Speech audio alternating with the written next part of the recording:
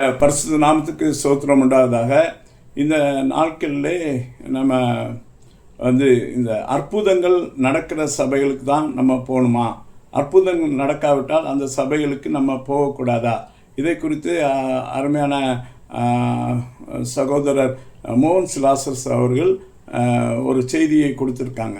அதில் அவங்க நீங்கள் அற்புத அடையாளங்கள் நடக்காத சபைக்கு போகாதங்க என்று சொல்லியிருக்காங்க. அதை குறித்து பலர் அவரை விமர்சிக்கிறார்கள். அதுபோல் அது சரியா தப்பா என்பதை குறித்து நாம் வேதத்திலிருந்து பார்ப்போம்.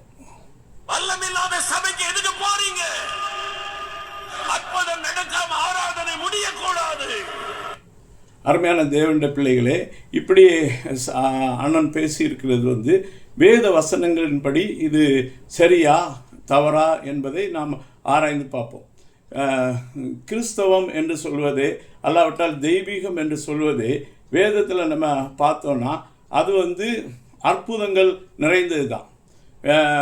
ஆதி ஆகமத்திலேருந்தே நம்ம பைபிளில் பார்க்க முடியும். தேவன் இந்த பூமியை ஒன்றுமில்லாமலிருந்து சிருஷ்டித்தார் என்று சொல்லி பார்க்குறோம். இதை உண்டாக கடவுது என்று சொன்னார், அது உண்டானது என்று சொல்லி நாம் பார்க்குறோம். மனிதனையும் கூட அப்படிதான் ஆணும் பெண்ணுமாக சிருஷ்டித்தார், தன்னுடைய சாயல் சிருஷ்டித்தார் என்று சொல்லி நம்ம பார்க்குறோம். அப்போ உண்டாக்கப்பட்டது எல்லாமே ஒன்றுமில்லாமையிலிருந்து உருவாக்கப்பட்டது. அதுக்கடுத்து வேதத்தை நீங்கள் பார்த்தீங்கன்னா முழுவதும், வேத புஸ்தகம் முழுவதும் அற்புதங்களால் நிறைந்திருக்கிறது. இந்த உலகத்தை தேவன் ஒரு தடவை வெள்ளத்தினாலேயே முழு உலகத்தையும் அழித்தார் என்று நாம் நோவாவின் காலத்தில் அழித்தார் என்று சொல்லி வேதத்தில் படிக்கிறோம். நோவா ஒரு பேழை செய்து அதில் எல்லா மிருகங்களையும் ஜீவன்களெல்லாம் ஏற்றி இருந்தான் என்று சொல்லி பார்க்குறோம். அதுபோல் நிறைய காரியங்கள், யோனா மீனின் வயிற்றில் இருந்தான் என்று வேதத்தில் எழுதப்பட்டிருக்குது. அப்போ இதை ஒரு தடவை பில்லி கிரஹாம் என்று சொல்கிற ஊழியர்கிட்ட கேட்டாங்க, நீங்கள் இதை நம்புறீங்களா, இதை விசுவாசிக்கிறாங்களா அப்படின்னு சொல்லிட்டு அவர்கிட்ட கேட்டபோது அவர் என்ன பதில் சொன்னார்னா, வேதத்தில் எழுதியிருந்ததுன்னா நான் அதை விசுவாசிக்கிறேன், வேதம் இப்படி கூட எழுதியிருந்தால் நான் விசுவாசிப்பேன், அந்த பெரிய மீன் யோனாவோட வயிற்றில் இருந்துன்னு சொன்னால் நான் அதை நம்புவேன் என்று அவர் பதிலளித்தார். அதே போல் வேதத்தில் செங்கடல் ஜனங்களுக்கு முன்பாக பிரிந்தது என்று பார்க்கிறோம். யோர்தான் பின்னிட்டு திரும்பினது என்று பார்க்கிறோம். எரியோவின் மதில்களை தேவன் உடைத்தார் என்று பார்க்கிறோம். கற்பாறையிலிருந்து தண்ணீரை புறப்பட பண்ணினார் என்று பார்க்கிறோம். இந்த சின்ன தாவீது கோலியாத்தை ஜெயித்தான் என்று சொல்லி நம்ம பார்க்குறோம். இப்படி பல அற்புதமான, சிம்சோன் பராக்கிரமசாலியாக இருந்தான் என்று சொல்லி அவன் ஒரு தாடை எலும்பினால 1000 பெலிஸ்தரை கொன்னான் என்று சொல்லி பார்க்குறோம். இந்த எல்லா காரியங்களும் அற்புதங்கள் தான். அற்புதங்கள் அடையாளங்கள் இல்லை, அதை வேதத்திலிருந்து எடுத்துட்டா வேதம் ஒன்றுமில்லாமல் ஆகிவிடும். வேதத்தில் எல்லாமே அற்புதம். புதிய ஏற்பாட்டிலே இயேசு கிறிஸ்து தேவன் அவர் மனிதனாக அவதரித்தார் என்று சொல்லி எழுதப்பட்டிருக்குது. அது அற்புத கிரியை. தேவன் மாம்சத்திலே வெளிப்பட்டார், அவர் மனுஷனாக உலகத்திலே வந்தார் என்று சொல்லி எழுதப்பட்டிருக்கு. ஒரு கன்னிகை கற்போதியாகி ஒரு குமாரனை பெறுவார் என்று சொன்ன வசனத்தின் நிறைவேறுதலாக இயேசு கிறிஸ்து இந்த உலகத்திலே மனுஷனாக வந்தார். அவர் வந்த நாட்களிலே அவரும் அற்புத அடையாளங்களை அதிகமாக செய்தார். இயேசு கிறிஸ்து செய்த அற்புதங்களை எலிசா அவர் மரித்தோரை உயிரோடு கூட எழுப்பியிருந்தான். அவர் குஷ்டரோகியை சொஸ்தப்படுத்தியிருந்தாங்க. இப்படிப்பட்ட அற்புதங்களை இயேசு கிறிஸ்து வந்தபோது அவர் செய்தார். அவர் மரித்தோரை உயிரோடு எழுப்பினார், குஷ்டரோகிகளை சொஸ்தப்படுத்தினார், அவர் ஊமையரை பேச பண்ணினார், குருடருக்கு பார்வையளித்தார். இப்படி வேதம் முழுவதுமே அவருடைய அடக்கம் பண்ணும்போது அவர் 3ஆம் நாள் உயிரோடு எழுந்தார். இன்னைக்கு உயிரோடு எழுந்தார் என்று ஒரு பண்டிகையை நாம் கொண்டாடுகிறோம்னா இயேசு கிறிஸ்துக்கு மட்டும்தான். அதனால வேதத்தையும் அற்புத அடையாளங்களையும் பிரிக்கவே முடியாது. அது எல்லா காலங்களிலும் கர்த்தர் அற்புதங்களை அடையாளங்களை செய்கிறார். இதை மனிதர்கள் விசுவாசிக்கிறாங்க, விசுவாசிக்காதவங்க. இந்த ரெண்டு கூட்டமாக இந்த முழு உலகத்தையும் தேவன் பிரித்து இருக்கிறார். விசுவாசிக்கிற கூட்டம், விசுவாசிக்காத கூட்டம், அவ்வளவுதான். மனிதர்கள் எல்லாரும் அங்குதான் பிரிந்து இருக்கிறார்கள். இதில் கிறிஸ்தவர்கள் என்று சொல்லுகிற ஒரு சிலரும் தேவனை விசுவாசிக்கிறேன், பைபிளை விசுவாசிக்கிறேன் என்று சொல்வார்கள். ஆனால் அற்புத அடையாளங்களை அவர்கள் விசுவாசிக்க மாட்டார்கள். அவர் சொல்லுவாங்க, அற்புத அடையாளங்கள் எல்லாம் அந்த காலத்தில் நடந்தது, இந்த காலத்தில் நடக்கலை அப்படின்னு சொல்லிட்டு சொல்லுவாங்க. இப்போ வேதத்தில் பார்த்தோன்னா ஆண்டவர் சொல்கிறாரு, அற்புத அடையாளங்கள் நடக்கணுமான்னு கேட்டால் ஆம் நடக்கணும்னு தான் அவர் சொல்லுவார்.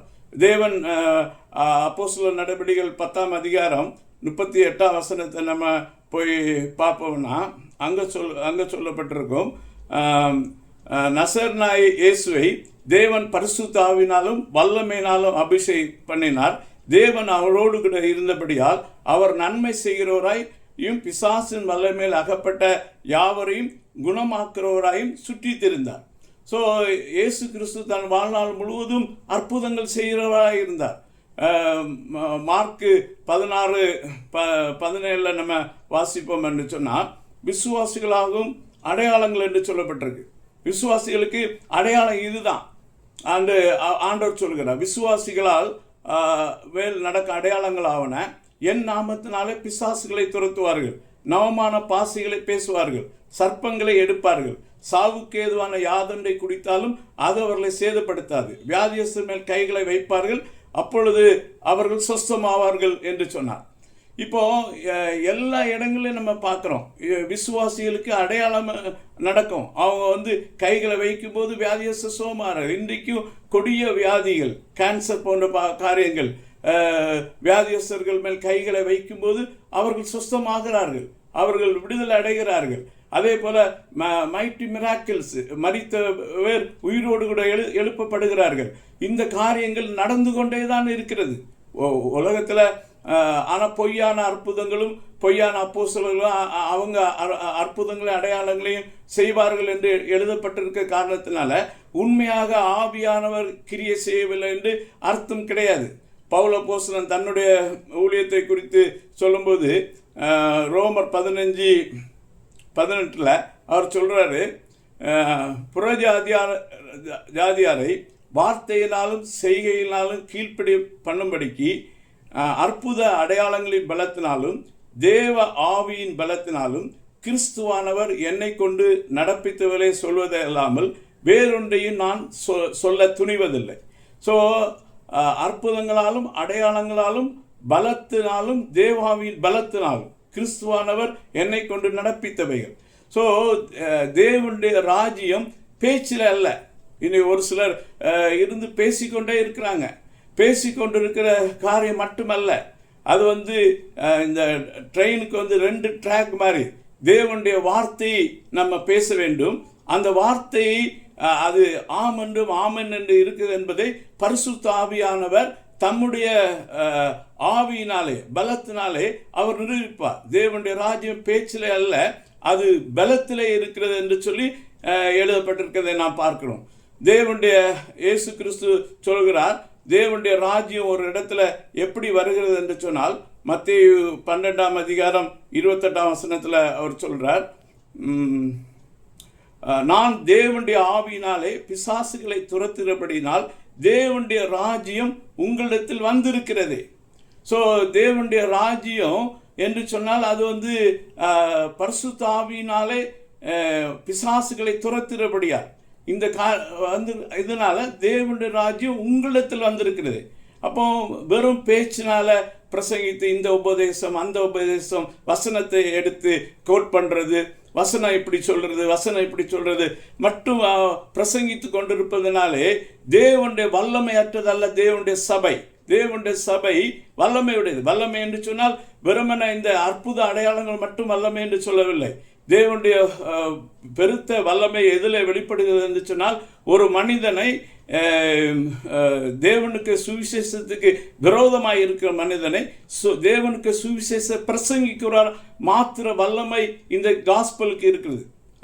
பவுல் அப்போஸ்தலன் சவுலா இருக்கும்போது அவன் தேவனுடைய சபையை துன்பப்படுத்தினான், பாழாக்கினான். அவன் வந்து கிறிஸ்தவர்களை வீடுகள் தோறும் போய் கட்டி அவளை இழுத்து கொண்டு போய் சிறைச்சாலையிலே போடுகிறவன் இருந்தான். ஸ்தேவான் மரிப்பதற்கு அவன் சம்மதித்திருந்தான். அவனுடைய துணிகளை இவன் வாங்கி வைத்து கொண்டிருந்தான். அவனை கல்லறிந்து கொல்வதற்கு இவன் சம்மதத்தை தெரிவித்திருந்தான்.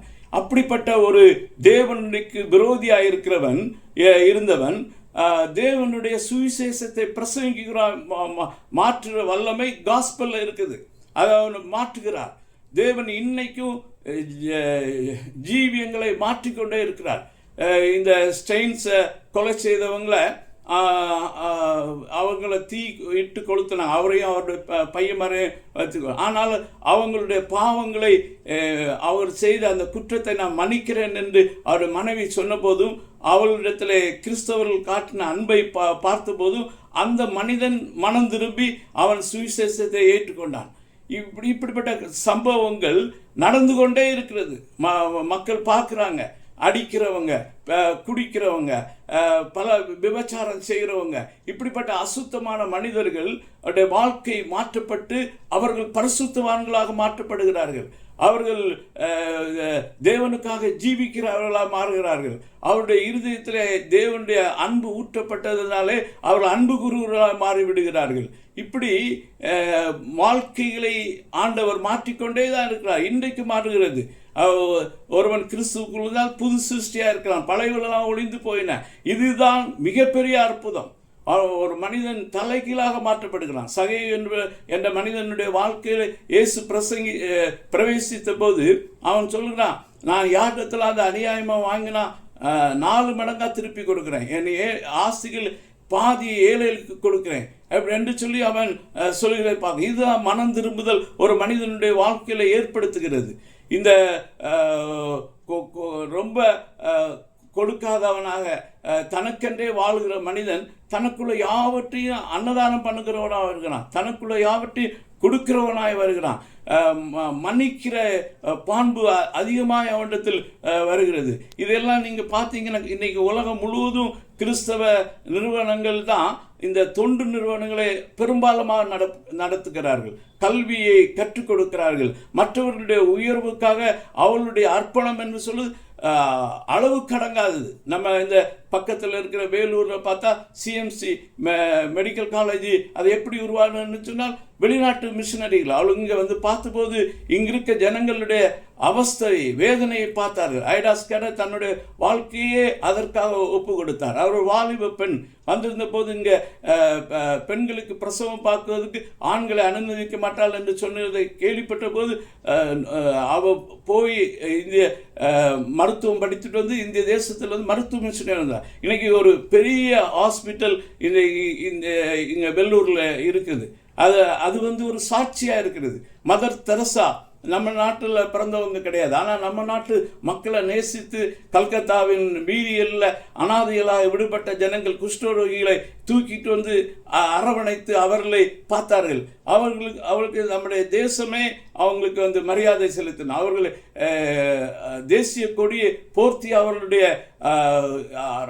ஒரு நல்ல ராஜ மரியாதையோட அவங்க அடக்கம் பண்ணப்பட்டார்கள் மரித்த போது. இதெல்லாம் எதை காட்டுகிறது என்று சொன்னால் தேவன் வாழ்க்கைகளை மாற்றுகிறார். இதுதான் பெரிய அற்புதங்களே பெரிய அற்புதமானது. அது மட்டுமல்ல, மற்றும் வியாதிகள் சுகமாகிறது, மரித்தோரை எழுப்புவது, அது அனுதின வாழ்க்கையாக இருந்தது. கிறிஸ்தவர்கள் என்று சொன்னால் அவர்களுடைய அனுதின வாழ்க்கை அது வந்து அசாதாரணமான காரியங்களை சாதாரணமாக செய்யக்கூடியவர்களாக கிறிஸ்தவர்கள் காணப்பட்டார்கள். முதல் 3 நூற்றாண்டுகளை வாழ்ந்தவர்கள் அப்படிதான் காணப்பட்டார்கள். ஆனால் அது இந்த நாட்களிலே மங்கி போயிருக்கிறது. அதை குறித்த அறிவு இல்லை. ஆனால் அவர் பிரதர் சொல்லும்போது திருச்சபை என்று சொன்னார். இன்னைக்கு திருச்சபை என்று சொல்லுவது வேதத்தில் தேவன் ஸ்தாபித்த சபைகளாக அந்த சபைகள் இல்லை. அப்போஸ்தலர் ஸ்தாபித்த சபைகள் இந்த உலகத்தில் இல்லை. அதனால தான் இதை வந்து நம்ம அப்படிப்பட்ட கேள்விகளை அண்ணன் கேட்கிறார். வேதத்தில் எழுதப்பட்டிருக்க சத்தியங்கள் எல்லாமே கிறிஸ்துவின் சரீரமாகிய சபையை குறித்தது. இந்த டினாமினேஷன் சர்ச்சை குறித்த உபதேசங்கள் அல்ல. இல்லாவிட்டால் தனி மனிதர்கள் ஆரம்பிக்கிற சபைகளை குறித்த போதனைகள் அல்ல. அந்த போதனைகள் அனைத்தும் எந்த சபைக்கு பொருந்தும்னா கிறிஸ்துவின் சரீரமாகிய சபைக்கு தான் பொருந்தும். அந்த கிறிஸ்துவின் சரீரமாகிய சபைன்னா என்ன சபை? அது அந்த சபைக்கு பேரை கிறிஸ்துவின் சரீரமாகிய சபைன்னு போட்டுட்டா அது கிறிஸ்துவின் சரீரமாக இருக்கும் இல்லை, அப்படி அது ஆக முடியாது. கிறிஸ்துவின் சரீரமாக சபைன்னு ரெஜிஸ்டர் பண்ணுறதுனால அது கிறிஸ்துவின் சரீரமாக சபையாக இருக்காது. கிறிஸ்துவின் சரீரமாகிய சபை என்று சொல்வது என்னவென்றால் தேவனை விசுவாசித்து ஏற்றுக்கொண்டவர்கள். யோவான் 1:12 அவருடைய நாமத்தின் மேல் விசுவாசம் உள்ளவர்களாய் அவர் ஏற்றுக்கொண்ட அத்தனை பேரும் தேவனுடைய பிள்ளைகளாகும்படி அதிகாரம் கொடுத்திருக்கிறார். அவர்கள் தான் கிறிஸ்தவர்கள். அவர்கள் தேவனால் பிறந்தவர்கள் என்று வேதம் சொல்கிறது. அவர் மாம்ச சித்தத்தினாலாவது இரத்தத்தினாலாவது புருஷனுடைய சித்தத்தினால் பிறவாமல் தேவனாலே பிறந்தவர்கள். இதுதான் கிறிஸ்தவ வாழ்க்கையின் தொடக்கம். அப்படி அவர்கள் இந்த மக்கள் எந்த சபையில் இருக்காங்க அப்படின்னு கேட்டால் எல்லா சபைகளும் இருக்கிறாங்க. ரோமன் கத்தோலிக்க சபைகளில் கூட இந்த மக்கள் காணப்படலாம். இந்த சவுத் இந்தியா சர்ச்சஸ் என்று சொல்ல சிஎஸ்ஐ என்று சொல்லுகிற சபைகளும் இருப்பார்கள், லுதரன் சபைகளும் இருப்பார்கள், மெத்தடிஸ்ட் சபைகளும் இருப்பார்கள், பேப்டிஸ்ட் சபைகளும் இருப்பார்கள், பெந்தேகோஸ்தே சபைகளே இருப்பார்கள், இல்லாமலும் இருக்கலாம். ஏன்னா இன்னைக்கு பெந்தேகோஸ்தே சபைகள் எல்லா குவாலிட்டியும் அவங்க இழந்து இருக்காங்க. அவங்க ஒரு நாட்களிலே முழுவதும் ரட்சிக்கப்பட்டவர்களாக இருந்தாலும் இன்று அவர்களுடைய வாரிசுகள், அவருடைய பாரம்பரியங்கள், அந்த பெந்தேகோஸ்தே எழுப்புதல் என்பது 1905 இருந்து மீண்டுமாக இந்த உலகத்திலே பரிசுத்த ஆவியானவர் ஊற்றப்பட்ட போது அந்த அபிஷேகத்தை பெற்றுக்கொண்டவர்கள், வரங்களை பெற்றுக்கொண்டவர்கள், ஆவிக்குரிய கனிகள் கொடுத்தவர்கள், அவர்களை தான் பெந்தேகோஸ்தே அனுபவம் என்று சொல்லுகிறார்கள். ஆனால் அவர்கள் ஒரு நிலைமையோடு நின்று விட்டார்கள். ஆனால் தேவனுடைய சபை என்று வேதம் சொல்கிறது. இந்த சபை, ஆலயம், அந்த ஜெப வீடு, இந்த 3 வார்த்தைகளை தெளிவாக நாம் அறிந்து கொள்ள வேண்டும். வேதத்தில் அந்த வார்த்தைகள் யாருக்கு உபயோகப்படுத்தப்பட்டிருக்கிறது? நம்முடைய சரீரம் தான் தேவனுடைய ஆலயம் என்று அழைக்கப்படுகிறது. உலகத்தில் ஒரே ஒரு ஆலயம் தான் கட்டப்பட்டிருந்தது. அது சாலோமன் கட்டின ஆலயம். அந்த ஆலயத்தையும் ஆண்டவர் கட்ட சொல்லலை. ஆனால் தாவீது அதை கெட்ட ஆசைப்பட்ட போது ஆண்டவர் சரி கெட்டுகிறது, அந்த மாதிரி எப்படி இருக்க வேண்டும், பரலோகத்தில் இருக்கிற ஆலயத்துக்கு சாயலாக, அது ஒரு நிழலாட்டமாக ஒரே ஒரு ஆலயத்தை இந்த உலகத்தில் கட்டியிருந்தார். அதுக்கு பிரகாரம் என்று சொல்லி இருந்தது. அதில் தான் மக்கள் நிற்பாங்க. பரிசுத்த ஸ்தலத்தில் ஆசாரியர்கள் மட்டும் போய் ஊழியம் செய்வார்கள். மகா பரிசுத்த ஸ்தலத்தில் வருஷத்துக்கு ஒரு பிரதான ஆசாரியன் மட்டும் பிரவேசிப்பான். அப்படி அந்த ஆலயம் கட்டப்பட்ட, அது லட்சம் கோடிகள் போட்டு கட்டப்பட்டாலும் அந்த ஆலயத்தில் தேவன் வாசமாக இருக்கவில்லை என்று அப்போஸ்தலர் 7:47 நம்ம படிக்கிறோம். மனுஷர் கைகளால் கட்டப்பட்ட ஆலயத்தில் தேவன் வாசம் பண்ணுகிறது இல்லை. அந்த ஆலயம் எதுக்குன்னா அவருடைய நாமத்துக்கு தூபம் காட்டுறதுக்கு, அவர் நாமத்துக்கு என்று சொல்லி ஒரு ஆலயம். அந்த மற்ற ஆலயங்கள் எல்லாம் ஜெப ஆலயங்கள் என்று அழைக்கப்பட்டது. நாம் கட்டுகிற வீடு, ஆலயங்கள், கட்டிடங்கள், அது ஜெப ஆலயங்கள். அதுக்கு ஏசாயா 56:7 சொல்கிறார் ஆண்டவர், என்னுடைய வீடு சகல ஜனங்களுக்கு ஜெப வீடு எனப்படும். அந்த ஜெப வீடை கட்டிக்கிட்டு ஆலயம் கட்டிட்டேன் அப்படின்னு சொல்லிட்டு மக்கள் இன்னைக்கு பிரதிஷ்டை பண்ணுறாங்க. அது தவறு என்பதை மோகன் சிலாஸ் அண்ணனும் அதை பிரசங்கிக்கணும். அதை மக்களுக்கு அந்த உறுதிப்படுத்த சொல்லணும். அது ஆலயம் அல்ல. ஆலயம் என்று சொல்வது நாமே ஆலயமாக இருக்கிறோம். 1 கொரிந்தியர் 3:16 தேவனுடைய ஆலயம் என்று சொல்வது நாம் தான் என்று சொல்லி வேதத்தில் பார்க்குறோம். அதே போல் 1 கொரிந்தியர் 6 நம்ம இப்போ படித்தோம்னா 19-20 சொல்லுகிறது, நீங்கள் தான் தேவனுடைய ஆலயமாக இருக்கிறீர்கள் என்று சொல்லி வேதம் நமக்கு சொல்லுகிறது. உங்கள் சரீரமானது நீங்கள் தேவனாலே பெற்றதும் உங்களில் தங்கி இருக்கிற பரிசுத்த ஆவியுடைய ஆலயமாக இருக்கிறது என்றும் நீங்கள் உங்களுடைய அல்ல என்றும் அறியீர்களா? ஸோ ஆலயம் என்று சொல்வது தேவனுடைய நம்முடைய சரீரம். இயேசு கிறிஸ்துவின் சரீரத்தில் ஆலயம் என்று சொன்னார் என்று யோவான் 2:21 நம்ம வாசிக்கிறோம். இந்த காரியங்களை ஏன் இந்த மறைத்து பேசி கொண்டு இருக்காங்க என்று தெரியவில்லை. எவ்வளோ லட்சம் கோடிகளை போட்டாலும் அது ஆலயமாகாது. அது ஜெப வீடு மட்டும்தான். ஆண்டவர் சொல்றது இந்த யோவான் 2:21 பார்க்குறோம். அவர் தம்முடைய சரீரமாகிய ஆலயத்தை குறித்து பேசினார். அவர் இப்படி சொன்னதை அவர் மரித்தோடு எழுந்த பின்பு அவருடைய சீசர்கள் நினைவு கூர்ந்து வேத வாக்கியத்தையும் இயேசு சொன்ன வசனத்தையும் விசுவாசித்தார்கள். ஆனால் இந்த வசனத்தை தேவனுடைய சரீரம், நம்ம சரீரம் தான் ஆலயம் என்பதை எத்தனை பிஷப்புகள் விசுவாசிக்கிறாங்க, எத்தனை ரெவரண்ட் விசுவாசிக்கிறாங்க, பாஸ்டர்ஸ், சீஃப் பாஸ்டர்ஸ் விசுவாசிக்கிறாங்க. அவங்க இந்த ஞாயிற்றுக்கிழமை காலையில் பேண்ட் எடுத்து அடிப்பாங்க. பழைய கொஞ்ச நாட்களுக்கு முன்னாடி. இப்போ மியூசிக்கல் இன்ஸ்ட்ருமெண்ட் எல்லாம் போட்டு நல்ல பாட்டு பாடி ஆராதனை பண்ணி அது சபை என்று அழைக்கிறார்கள். அது சபை ஆகவே முடியாது. அது ஒரு இடம் மட்டும்தான். அது ஜெப வீடு. அந்த இடத்துல கூடி வருகிற மக்கள் தான் சபை. ஆண்டவர் சொல்றாரு, ஆண்டவரே அதை குறித்து சொல்வார் 4ஆம் அதிகாரத்தில், யோவான் 4ஆம் அதிகாரம் 21ஆம் வசனத்தில் அந்த சமரியா ஸ்திரீகிட்ட பேசி கொண்டு இருக்கும்போது ஆண்டவர் சொல்லுகிறார், அவ கேட்பா, இந்த மலையிலையா ஆண்டவரை தொழுது கொண்டாங்க அப்படின்னு. அப்போ ஆண்டவர் சொல்றார், எங்கள் பிதாக்கள் இந்த மலையிலே தொழுது கொண்டு வந்தார்கள், நீங்கள் எருசலேம் இருக்கிற ஸ்தலத்திலே தொழுது கொள்ள வேண்டும் என்கிறீர்கள். அதற்கு இயேசு, ஸ்திரீயே, நான் சொல்லுகிறேன் நம்பு. இன்னைக்கு இருக்க சபையை பார்த்து ஆண்டவர் சொல்றார், நீ நம்பு, சபையே நீ நம்பு. மோகன் சிலாஸ் அவர்களே, நீங்களும் நம்புங்க. திருச்சபை என்று சொல்லி ஒரு சபை, ஒரு கட்டிடத்தை போய் மெம்பர்ஷிப் சேர்ந்து வச்சிருக்கிறதுனால அது சபையாக ஆக முடியாது. அது திருச்சபை ஆக முடியாது. திருச்சபை என்று சொல்வது அது அல்ல, அது மக்கள் கூட்டம் என்பதை புரிந்து கொள்ளணும். நாங்கள் ஆண்டவர் சொல்ற, அதற்கு இயேசு, ஸ்திரீயே, நான் சொல்றதை நம்பு. நீங்கள் இந்த மலையிலும் எருசலேமிலும் மாத்திரமல்ல, எங்கும் பிதாவை தொழுது கொள்ளும் காலம் வருகிறது. நம்ம ஆண்டவரை எங்கே எல்லா இடத்துலையும் தொழுது கொள்ளலாம். ஆதி நூற்றாண்டில் அவங்க வீடுகள் தோறும் தான் கூடி ஆராதித்தார்கள். நீங்கள் ரோமர் 16ஆம் அதிகாரத்தில் பார்த்தீங்கன்னா அங்கே அந்த அங்கே இருக்கும் 6:5 ஆக்கில்லா பிரிஸ்கில்லா என்பவருடைய வீட்டில் தேவனுடைய சபை கூடி வந்தது என்று சொல்லி பார்க்குறோம். அவருடைய வீட்டிலே கூடி வருகிற சபையை குறித்து வாழ்த்துங்கள். இது கொலோசியர் 4:15 நிம்பாவு என்று சொல்கிற அவனுடைய வீட்டிலே கூடி வருகிற சபையை வாழ்த்துங்கள் என்று பவுல் நிருபம் எழுதுகிறார். அதே போல் ஒனேசிமு வீட்டிலே கூடி வருகிற சபை என்று சொல்லப்படுறார். இந்த சபை என்று சொல்லும்போது அது ஒரு பெரிய கூட்டம் இருக்கணும் என்று அர்த்தம் இல்லை. அது 1000 பேர் வந்தால் தான் கூட்டம், 100 பேர் வந்தால் தான் கூட்டம், 2000 பேர், அதல்ல சபை என்று சொன்னால் 2-3 பேர் கூடனாலே அந்த இடத்துல தேவன் வருகிறார் என்று சொல்லி நம்ம பார்க்குறோம். மத்தேயு 18ஆம் அதிகாரத்தில் 20ஆம் வசனம் எல்லாருக்கும் தெரிஞ்ச வசனம் தான். இதை படிக்கும்போது, ஏனெனில் 2 பேராது 3 பேராது என் நாமத்தினாலே எங்கே கூடியிருக்கிறாளோ அங்கே அவர்கள் நடுவில் இருக்கிறேன் என்று சொன்னார். இப்போ ஆலயமாக நம்ம இருக்கும்போது நமக்குள்ள ஆண்டவர் வாசம் பண்ணுகிறார். நமக்குள்ள ஆவியில தேவன் வாசம் பண்ணுகிறார்.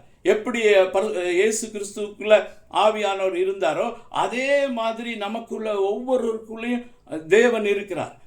அந்த இருக்கு. ஆனால் நம்ம 2-3 பேர் கூடி வரும்போது நம் மத்தியிலே தேவன் எழுந்தருளி அவர் வரங்கள் மூலமாக கிரியைகள் செய்வார். அவர் நம்ம கூட பேசுவார், தீர்க்க தரிசனமா பேசுவார்.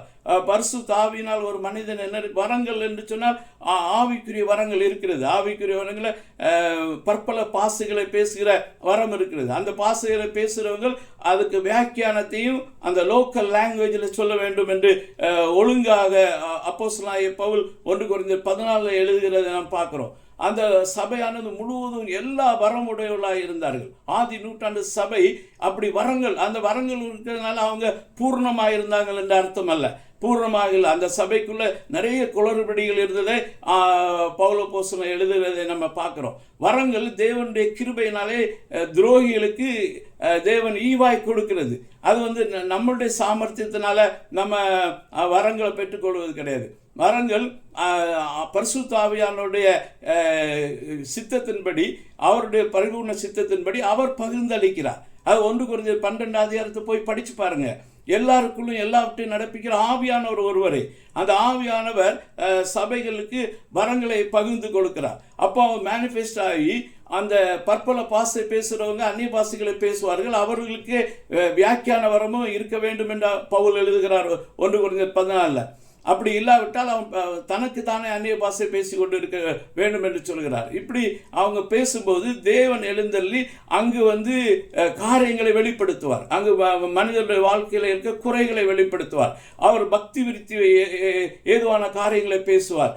அங்கு வந்து புத்தி சொல்லுவார். இதெல்லாம் ஆவியானவர் எழுந்தள்ளி அவங்க பேசுவார். தீர்க்க தரிசன வரம் உடையவர்கள் டைரக்டாகவே அந்த லாங்குவேஜில் அங்கு இருக்கிற காரியங்களை வெளிப்படுத்துவார்கள்.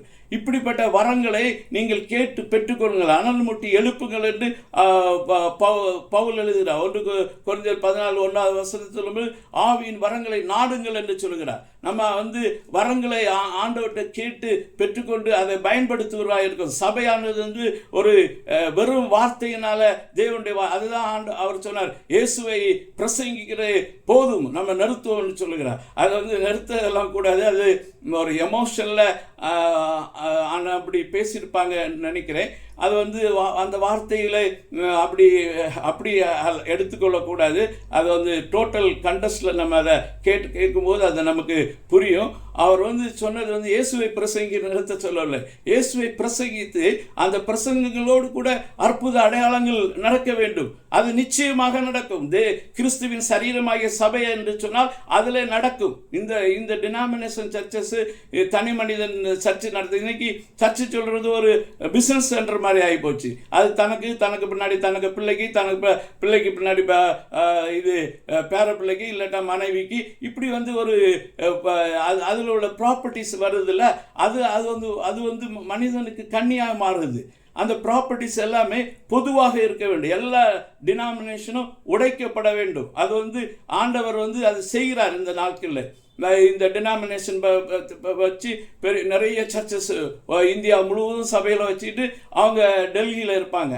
அவங்களுக்கு டைனஸ்டி மாதிரி அந்த சர்ச்சுகளை வந்து கண்ட்ரோல் பண்ணி குட்டி சாம்ராஜ்யம் மாதிரி உருவாக்குறது. பிஷப்பு, மாடரேட்டு அப்படின்னு சொல்லிட்டு பேர்களை போட்டுட்டு அவங்க வந்தால் காரை திறந்து விடுறதுக்கு ஆள், கார் ஓட்டுறதுக்கு டிரைவரு, அவங்க பேக்கை தூக்குறதுக்கு ஆள், அப்படியெல்லாம் வேதத்தில் இல்லை. மாடரேட்டு பெரிய பதவிகள் நமக்கு வரும்போது நம்ம வந்து சீப்பு வேலைக்காரனாக இருக்கணும்னு வேதம் சொல்லுது.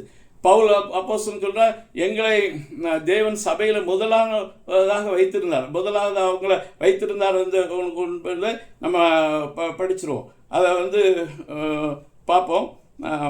28 வாசிக்கிறேன். தேவனானவர் சபையிலே முதலாவது அப்போஸ்தலர்களையும், 2வது தீர்க்கதரிசிகளையும், 3வது போதகர்களையும், பின்பு அற்புதங்களும், பின்பு குணமாக்கும் வரங்களையும், ஊழியங்களையும், ஆளுகைகளையும், பலவித பாசைகளையும் ஏற்படுத்தினார். இன்னைக்கு வந்து தடி எடுத்தவங்கலாம் வேட்டைக்கார மாதிரி புறப்பட்டதுனால தான் இந்த குழப்பங்கள் எல்லாம் நமக்கு வருது. சபையில் முதலாவது அப்போஸ்தலர்கள், அந்த அற்புத அடையாளங்கள் என்று அது முதல்ல வராது. அதில் வந்து நான் தவறு பண்ணியிருந்தாலும் அது திருத்த வேண்டும். அற்புத அடையாளங்கள் முதல்ல கிடையாது. முதல்ல அப்போஸ்தலர்கள், தீர்க்கதரிசிகள், 3வது போதகர்கள், பின்பு அற்புதங்களையும், பின்பு குணமாக்கு வரங்களையும். அது 3வது 4வது இடத்துல தான் வச்சிருக்காரு. இதெல்லாம் ஒழுங்கு கிரமத்தின்படி சபையில் நடந்தேற வேண்டும். அந்த சபை கிறிஸ்துவின் சரீரமாகிய சபை மட்டும்தான். இது ஒரு ஊரில் உள்ள சபைகள் எல்லாமே சேர்ந்து கிறிஸ்துவின் சரீரமாகிய சபையாக ஒரு ஊரில் செயல்படும். பெரும்பாலும் சபைகள் அந்தந்த ஊர் பேரால் தான் அழைக்கப்பட்டது. எபேசு சபை, கொரிந்து சபை, தெசலோனிக்கே சபை, இப்படி வந்து கலாத்திய சபை, கொலோசே சபை, இப்படி சபைகளை தேவன் வந்து அந்த பேரிட்டு அழைக்கிறார். அந்த பேர்கள் எல்லாம் வந்து தனித்தனியாக அழைக்கப்பட்டது. இந்த சபைகளுடைய கூட்டு மொத்தமாக தான் ஆண்டவர் வந்து அதை வந்து சபை என்று அழைக்கிறார். அப்போ அந்த சபைகளில் இன்னைக்கு இருக்கிற ஜெப வீடுகள் ஒரே ஊரில் 10-20 ஜெப வீடுகள் இருக்கும். நான் கன்னியாகுமரி பகுதியை சேர்ந்தால் அந்த பகுதியில் ஊருக்கு தடுக்கி விழுந்தால் நம்ம சபையில் விழுவது மாதிரி இருப்போம். டினாமினேஷன் சர்ச்சஸ், இண்டிவிஜுவல் சர்ச்சஸ், இப்படி ஒரு 4 பேர் 5 பேர் கிடைச்சாலும் சரி, 10 பேர் கிடைச்சாலும் சரி, அவங்கள வச்சு சபை. அதில் நோக்கம் வந்து தசம பாகம், காணிக்கைகள் வாங்குறது, அந்த பிழைப்பு நடத்துகிற மாதிரிப்பட்ட காரியங்களை செய்து கொண்டு இருக்காங்க. சிலர் வந்து டினாமினேஷன் சர்ச்சை வச்சு பெரிய ராஜாக்கள் மாதிரி ஆட்சி செய்து கொண்டு இருக்காங்க. இதுக்காக ஆண்டவர் இந்த உலகத்தில் வந்து உங்களுக்காக மறிக்கல. அவர் வந்து நோக்கம் அது அல்ல. இந்த சபைகள் எல்லாரும் ஒரு சபை போதகனால் நடத்தப்படும், ஒரு சபை தீர்க்கதரிசியால் நடத்தப்படும், ஒரு சபை சுவிசேஷனால் நடத்தப்படும், ஒரு சபை அப்போஸ்தலர். இப்படியாக இந்த சபைகளில் என்னைக்கு அந்த பிரசங்கங்கள் மட்டும்தான் நடக்கும். ஒரு சபையில் நல்ல மேய்ப்பர் இருப்பார், அவர் ஆடுகளை நன்றாக மேய்க்கக்கூடியவராக இருப்பார், அவர் உண்மையாலே ஜனங்கள் மேலே கரிசனை கொண்டு அவர்களை பார்க்கக்கூடியவர் இருப்பார். ஆனால் கிறிஸ்துவின் சரீரமாகிய சபையில் ஆண்டவர் சொல்லும்போது அங்கே 4 வித ஊழியங்களையும் 5 வித ஊழியங்களையும் அங்கே இருக்கணும் அப்படின்னு சொல்கிறார். 4ஆம் அதிகாரம் 11ஆம் வசனத்திலிருந்து நம்ம பார்ப்போம் என்று சொன்னால், அங்கே கிறிஸ்துவின் சரீரமாய் மேலும் நாம் அனைவரும் தேவனுடைய குமாரனை பெற்ற விசுவாசத்திலும் அறிவிலும் ஒருமைப்பட்டவர்களாகி கிறிஸ்துவுடைய நிறைவான வளர்ச்சியின் அளவுக்கு தக்க பூர்ண புருஷராகும்படிக்கு பரிசுத்தவான்கள் சீர்படுத்தும் போட்டு சுவிசேஷ ஊழியத்தின் வேலைக்காகவும் கிறிஸ்துவின் சரீரமான சபையானது பக்தி விருத்தி அடைவதற்காகவும் சிலரை அப்போஸ்தலராகவும் சிலரை தீர்க்கதரிசியாகவும் சிலரை சுவிசேஷராகவும் சிலரை போதகராகவும் ஏற்படுத்தினார். இந்த ஒரு ஊரில் இருக்க சபைகள் அந்த டினாமினேஷன் பேரியர் இன்றி அவங்க ஒன்றாக செயல்பட வேண்டும். இப்போ கொரட்டூர், சென்னையில் கொரட்டூரில் இந்த பகுதி இருந்துச்சுன்னா, கொரட்டூர் பெரிய ஏரியா, அந்த ஏரியாவில் நிறைய சபைகள் இருக்குது. இந்த சபைகள் எல்லாம் ஒன்றாக வேண்டும். இதில் ஒரு சபையில் ஒருவேளை தீர்க்கதரிசிகள் இருப்பாங்க, அவங்க மற்ற சபைக்கு போய் பயன்பெற வேண்டும். அதே மாதிரி மற்ற சபைகளில் போய் இது ஆளுகளை பிடிச்சிருவான், ஆத்துமாக்களை திருடிடுவான், ஒரு ஆத்துமாவை கொண்டு வரதுக்கு நாங்கள் எவ்வளவு கஷ்டப்படுறோம், இவர் பிரதர் இப்படி சொல்லிட்டாரு, ஆண்டவர் பிரதர் மூலம் இப்போ சொன்னார், நிறைய ஊழியர்கள் இனிமேல் இப்படி தான் எழும்புவார்கள். அவர்கள் கிறிஸ்துவின் சரீரமாகிய சபையை குறித்து பேசுவார்கள். 5 விதமான ஊழியங்கள் சபைகளில் நடக்க வேண்டும் என்று சொல்வார்கள். அதெல்லாம் வரும். இந்த உலகத்தின் ராஜ்யங்களே ஆண்டவருக்காக வரப்போது தான் 2ஆம் வருகையில் நடக்க போகிறது. அந்த பரஸ்ய வருகையில் உலகத்தின் ராஜ்யங்கள் தேவனுடைய இயேசு கிறிஸ்துவின் ராஜ்யமாக மாறப்போகிறது. அதுக்கு முன்னாடி சபை ஆனது ஒன்றாக்கப்பட வேண்டும். ஒரே மந்தை ஒரே மேய்ப்பனாக வேண்டும். அது கிறிஸ்துவின் சரீரமாகிய சபையாக கூட்டி சேர்க்கப்பட வேண்டும். இந்த சொத்துக்கள் எல்லாம் ஒரு தனிப்பட்ட ஆர்கனைசேஷனுக்கோ தனிப்பட்ட நபருக்கோ தனி குடும்பத்துக்கோ உரிமையானதாக இருக்கக்கூடாது. அது எந்த ஊரில் இருக்கோ அந்த ஊர் மக்களுக்கு சொந்தமாக இருக்க வேண்டும். அதை அந்த ஊர் மக்கள் சேர்ந்து நிர்வகிக்க வேண்டும். அந்த ஆவிக்குரிய ஒழுங்கு தான் குளோபலாக இருக்க வேண்டும். இது சர்ச் அட்மினிஸ்ட்ரேஷன், இந்த நிதி அட்மினிஸ்ட்ரேஷன் எல்லாமே லோக்கலாக இருக்க வேண்டும். லோக்கலாக இந்த அட்மினிஸ்ட்ரேஷனும் ஆவிக்குரிய ஸ்பிரிச்சுவல் அட்மினிஸ்ட்ரேஷன் குளோபலாகவும் நம்ம இணைந்து செயல்பட வேண்டும். கிறிஸ்துவின் சரீரமாகிய சபையாக எழும்ப வேண்டும். அதற்கு தான் ஆண்டவர் மோகன் சிலாசர் அண்ணனை எடுத்து அப்படி வைராக்கியமாக பேசினார்.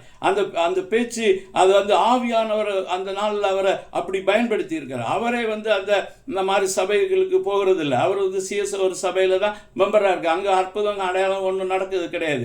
அங்கே ஒரு பாஸ்டர் சடங்காசாரங்களை பண்ணிட்டே இருப்பார். இந்த சபைகள் எல்லாமே இந்த கடைசி நாட்களில் அண்ணன் சொன்ன வார்த்தையின்படி கிறிஸ்துவின் சரீரமாகிய சபையாக மாற வேண்டும்.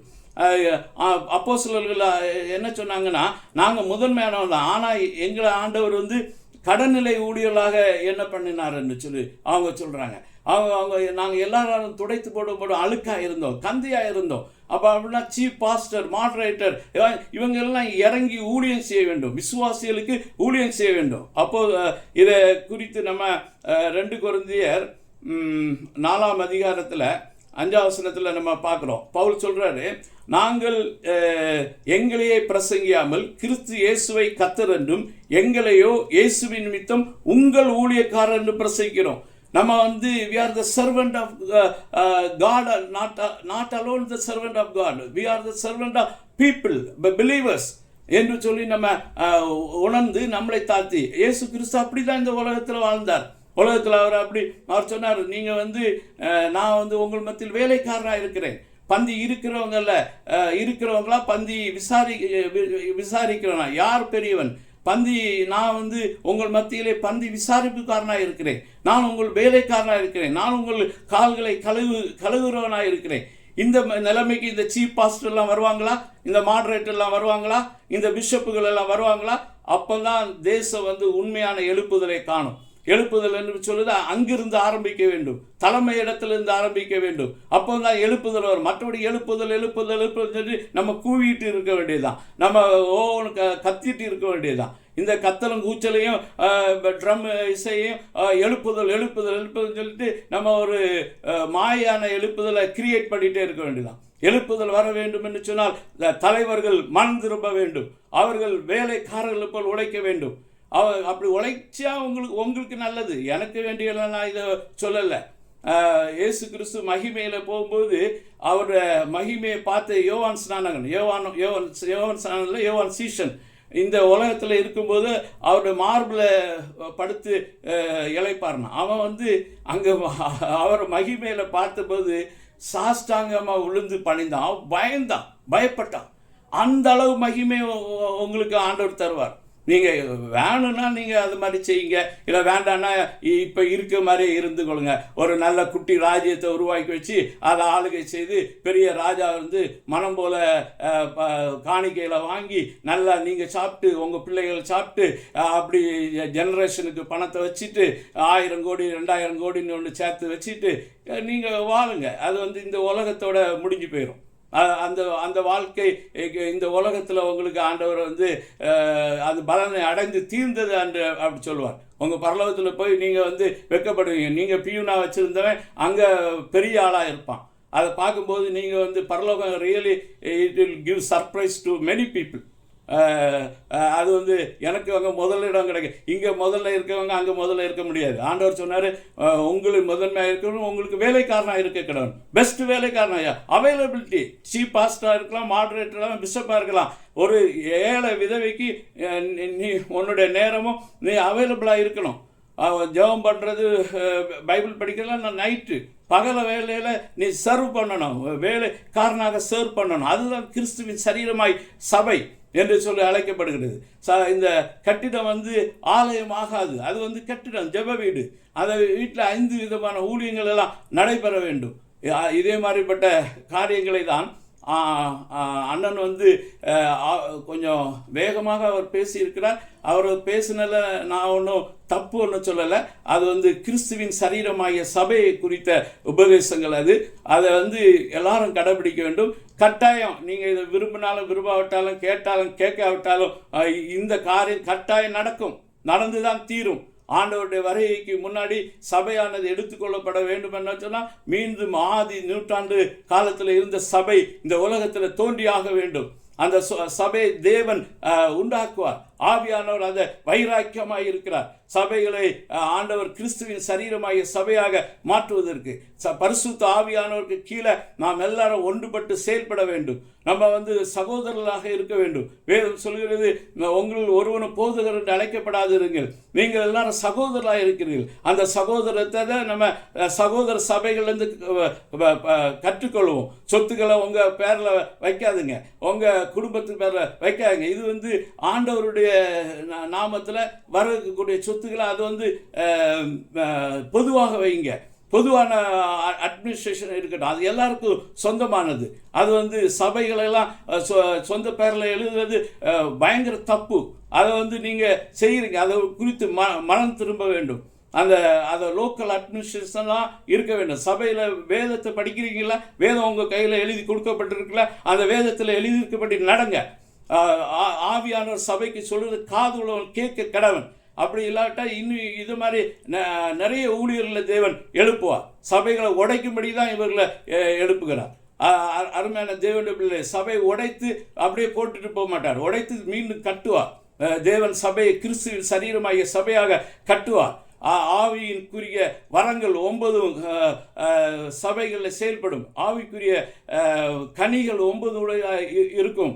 ஆவிக்குரிய போர் ஆயுதங்களை தரித்து கொண்டு போர் சேவலை போல யுத்தம் பண்ணுகிற சபை மாறும். அருமையான தேவன் பிள்ளைகளே, அதனால் அண்ணன் பேசிட்டாரு, அண்ணனை கிரிட்டிசைஸ் பண்ணலாம். அது ஒரு சிலர் அப்படிப்பட்ட கிரிட்டிசைஸ் பண்ணுறாங்க.